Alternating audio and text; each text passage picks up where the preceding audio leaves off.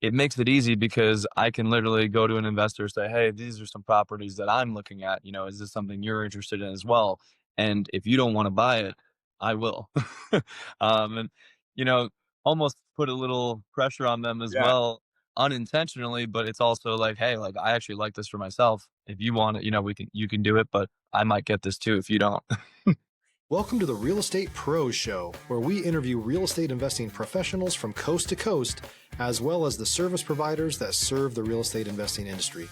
Our goal is simple: share what's working now to help you improve and scale your business to the next level and meet the pros that can help you get there. Real Estate Pros is powered by Investor Fuel, America's leader in helping real estate investors and professionals build the business you need to live the life you've always dreamed of. Let's start today's show. Property insurance for real estate investors doesn't have to be difficult, but it does need to be there to protect you when you need it. MyInvestorInsurance.com not only provides insurance at 15 to 30% cheaper than traditional agencies, it's built specifically for real estate investors like you. You can set up an account in about 2 minutes, get quotes on properties, turn on and turn off insurance for your fix and flip or rental properties in around 2 minutes without having to talk to anyone directly, all through our portal. There's no better way or faster way to make sure you've got the coverage you need to protect you, and no more lengthy policies either. Once you're set up, you're billed monthly and prorated by the day for however long your policy is active. It's powered by MSI, the third largest independent MGA, with 1.5 million customers and more than $1 billion in cumulative premiums written. Get set up today in about 2 minutes at myinvestorinsurance.com/fuel. Hey, folks, welcome back to the show. Today's guest, Michael Beckwith, is a commercial realtor with Grimaldi Commercial Realty in Tampa, Florida. Michael, welcome to the show. Dylan, thank you so much for having me. I'm excited to be here. It's great to have you on here. And I'm actually a big fan of Tampa, Florida. I didn't let you know this before hopping on here, but I've looked at St. Petersburg. I've looked at Tampa. I believe Sarasota's fairly close. How'd you end up in Tampa? Are you lifelong Tampa? Yeah, so I'm from New York originally, but I was very blessed. I got a scholarship to play lacrosse at the University of Tampa. So that's what brought me down here. And then when I came down here, I was just fascinated. I was like, this is such like a small, unique city, and there's so much potential. And I went to school initially to be a teacher. I was a teacher for about 4 years, but then I just started seeing the growth of Tampa, and I kind of wanted to be a part of it. So that's what kind of brought me into the commercial real estate space. I want to walk through making that transition from realtor to real estate. Did you have friends, family, people that you knew who were active in real estate at that point? Yeah, so I had a couple, well, my dad had a couple rental properties, which was very helpful for me to see. I had purchased a property at the time, and I had a 4-bedroom house, and I was renting out each room in my house so I could live for free because a teacher's salary unfortunately doesn't pay too much. And then I met a couple guys that owned gas stations, and they were talking to me about gas stations, and it was fascinating, all of the information that they had for me. And I kind of just dove right into it, and it started me just working with them, and they kind of helped me get on my feet. But they taught me a ton of information, and it's helped me with my success. So you were getting in as an investor yourself with a multifamily deal. Correct. Yeah. When I was a teacher, I was realizing I was making $0. I was making $30,000, but I saved enough to make a 3% down payment on a 4-bedroom house. And I was able to rent out each of the units, each of the rooms. And that was able to, make me live for free. And then I was like, wait, if I rent my room, I could buy another house, and then I could buy another house. And I've been doing that for the past few years now. And I've sold some, but now I have about 5 rental properties. Okay, so investor first, then commercial realtor. At that point, when you were buying those properties, were you thinking of getting into it on the realty side, or were you strictly looking at investment? First, it was just for investment, and then I was like, "Wait, I'm looking at these contracts. These buyers agents are making, 3% of the commission on these houses I'm buying." I'm like, "I feel like I could easily be a real estate agent." I'm like I've been telling them what I wanna see, I could do the same thing. So, it just seemed like a seamless fit for me, and, I enjoy looking at properties. So it just, like, worked out seamlessly. And I was like, I want to do this myself. Stop living on an island and join the #1 mastermind in America for professional real estate investors. Investor Fuel is a community of hundreds of the nation's top investors working together to build stronger businesses and better lives. In addition to the amazing community of real estate investors acting as a board of advisors for one another, Investor Fuel members have access to 100% funding on purchase and repairs for our members only, a health insurance program, and benefits and discounts that more than pays for the membership of most of our members, meaning it's actually costing you money to not be a member of Investor Fuel.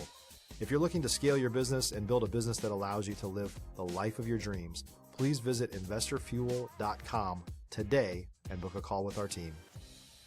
Now, I think it's interesting you mentioned that because I've worked in the single family space prior to getting my license earlier this year. I was working with distressed sellers, folks who are facing foreclosure, probate, divorce, death in the family, any number of sources of distress, be it financially, emotional, or in the property itself. And along the way, what I realized is that being able to think like an investor is probably one of the biggest, key ingredients to being able to work with investors. And so realtors, I've noticed, tend to either work with investors exclusively or almost avoid them. But as an investor yourself, going into it with the investor mentality, I can imagine that has helped you tremendously, especially while you were just getting started as a realtor. Oh, tenfold, Dylan. So it makes it easy because I can literally go to an investor, say, hey, these are some properties that I'm looking at. Is this something you're interested in as well? And if you don't want to buy it, I will, almost put a little pressure on them as well, unintentionally, but it's also like, hey, like I actually like this for myself. If you want it, you can do it, but I might get this too if you don't. When we're talking about networking with investors in general, I think a lot of times people are looking at it from, okay, well, who's going to buy this deal? I have this listing here. But also, you're coming at it from the perspective of, I might buy this deal. So, hmm just like you said, if you don't buy it, then I'm going to buy it. How often is it that in the commercial space that realtors are themselves investors? Is that fairly common, or is it less common than people might think? I would say it's less common than people may think. I would say that a lot of investors enjoy just being investors. I took it upon myself to get into real estate just because I enjoyed the game of real estate. I love, looking at properties, and I literally just sit at home on the MLS or Zillow and just like look at properties like just in my free time. So I enjoy just looking myself, and if I can see something that will work for someone that I know, it's great. But yeah, most investors are strictly investors, but there are some commercial agents that, run their own brokerage as well as investing themselves. I would say that, over time, real estate agents become investors because they see how much money they're making their clients. So they're like, I kind of want a piece of that as well. Yeah, So, let me hop in and be active in the investor space. and that's the goal, right? So a lot of times you don't start with a lot of capital as a real estate agent. So you have to kind of work your way up and then you can start making your investments. What would be your advice or feedback for folks who may be residential investors and looking at getting into commercial? Because I know that there's a lot of residential agents or even aspiring agents who would love to get into commercial. Yeah, so I would say the first thing to do is to study cap rates. It's funny when I talk to a lot of residential agents and I say a cap rate to them, their knees kind of buckle because they don't really understand what that is. So the cap rate is the most important part when we're talking about multifamily because at the end of the day, the numbers never lie. It's a math equation.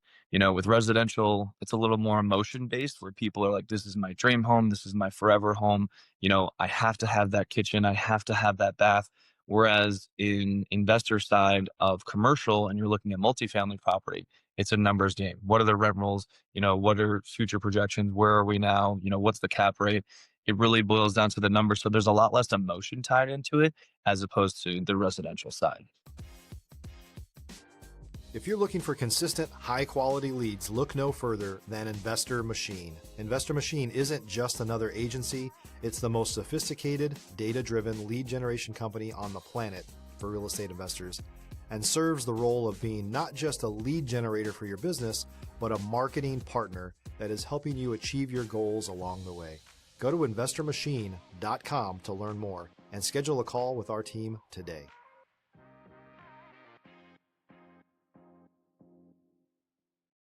Yeah, the level of emotion tied in the residential side is the name of the game. I mean, you'll have, and I'm sure you know exactly what I'm talking about. You'll have people who have such a high sentimental tie to their property that even if it's heavily distressed, they're like, "No, I need X for it." Well, Right. home's going to be condemned. So I understand, but you're in, an hour south of San Antonio, Texas, where I was living. It's just tough for some of these people. And in a sense, and correct me if I'm wrong, Michael, you don't deal with that as much. Maybe a boutique hotel, something like that, people could have a tie to if their family's been there, but For you sure. generally don't deal with that as much in the commercial space. Yeah, Dylan, you kind of hit that right on the head. It's really not so much on the commercial side, but you did mention like boutique hotels and family. Sometimes when a family's owned a business or a restaurant or, some type of business for a very long time, there are some emotional attachments to it. And then sometimes there's part owners, right? Because with business, it's not just residential where it's one family or single family owner, so there could be multiple investors. So that's where things get a little bit tricky, but trying to get everyone in the room, all the decision makers at the same time and check those boxes. That's what makes it real seamless. And then when you tell them they're going to make a couple $1 million, it makes life a little easy too. Yeah, yeah, it's that'll smooth things over. I want to ask you about some of the different segments that I've seen investors looking at in commercial. I mean, just to name a few, you've got commercial residential like apartment complexes. You've got self storage. You've got mixed use or multi use retail and office space or retail and residential. And I'm sure I'm missing industrial and some other segments as well. Do you have a segment that you like to look at deals in either for yourself or for investors? And then also, would you say that, some of these segments right now, let's use in Florida, for example, are riskier than others? Yeah, so I would say right now the most popular investment besides multifamily, because multifamily is always the pulse that keeps going, right? Is industrial. Industrial has been absolutely booming. So many people are hitting me up every day for industrial. We can't even get our hands on it. And once you do, it goes even faster. So industrial is probably the hottest thing in the market right now. I would say office space took a big hit during COVID. I'm sure everyone knows that. It is starting to slowly trickle back a bit, but it's not nearly where it was 5 years ago. And then I would say kind of a cooler market would be, the retail space because there's so much online shopping now, right? Who doesn't have Amazon packages every day at their house showing up, right? So it's almost one of those things where everyone's buying online. So the retail space kind of has taken a hit in that regard. You know, it's funny that you say that because as I was ordering Christmas gifts for myself and my fiance, I was ordering them to Miami because there's a courier service that will take Amazon packages or any packages in the U.S. and then ship them to the Dominican Republic where I'm at. And I don't know how much this is impacting retail over here, but the effects can be even like international. Like I'm not looking Yeah. at buying something here locally. I'm gonna say, okay, I'll just get it on Amazon, even if it takes some time to ship.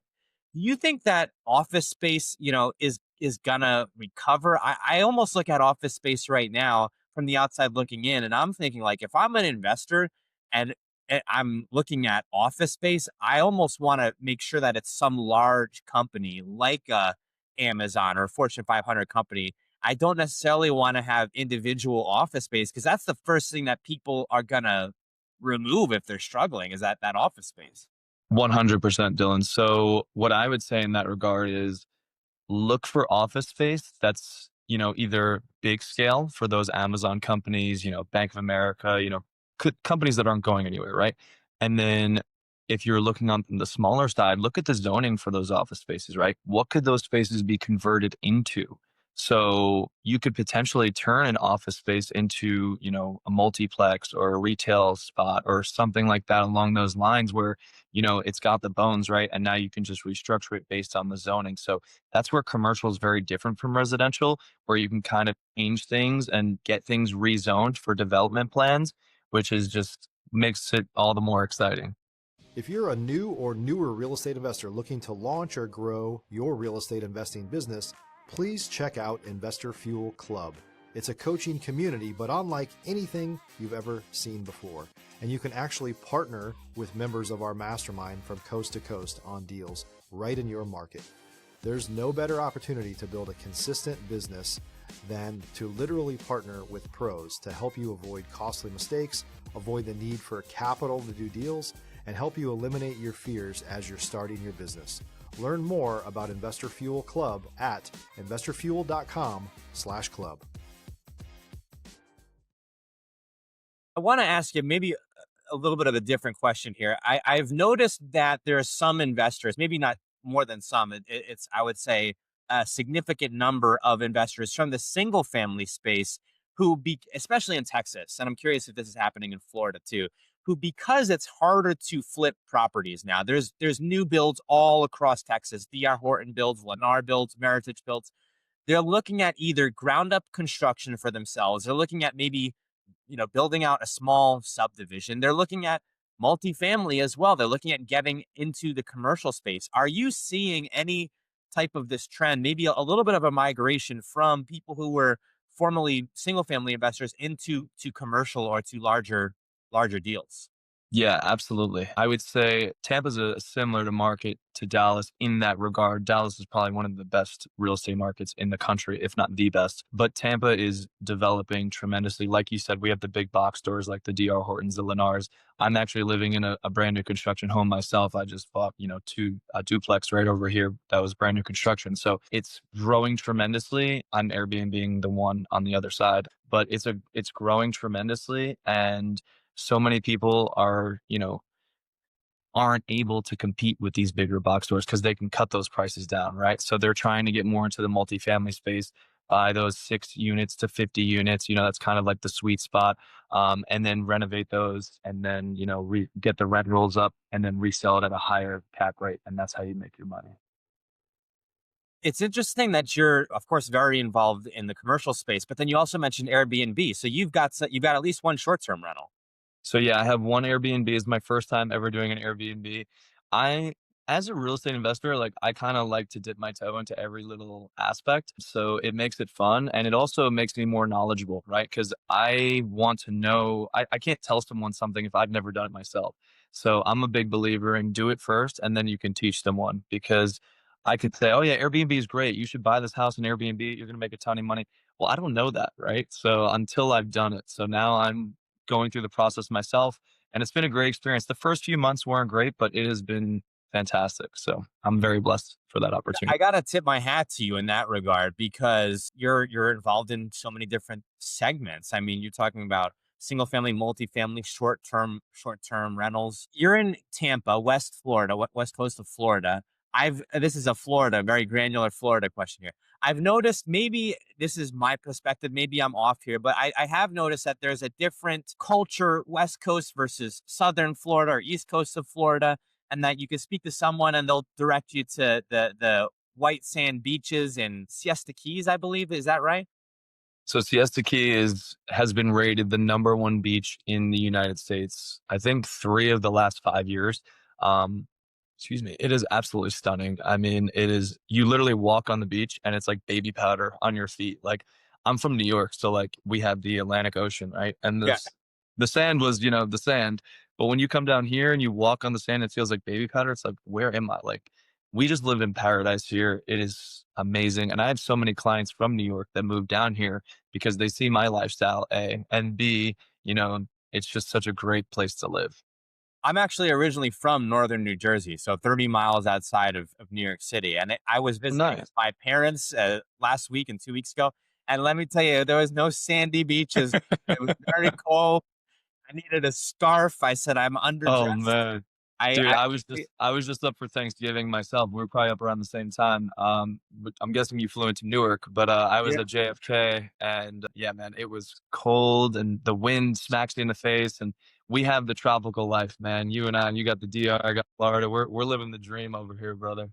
you know, it- when people talk about this is understated, and I think you'll agree with me on this, that people talk about the weather being, a factor why you would move. I'm like, please, this is the biggest factor. Like, It's sunny all the time. Like it's 80 degrees year round. You're just threading the needle of Caribbean lifestyle. I mean, it's great. I could not overstate just how awesome it is to be able to wake up every day and it's sunny basically.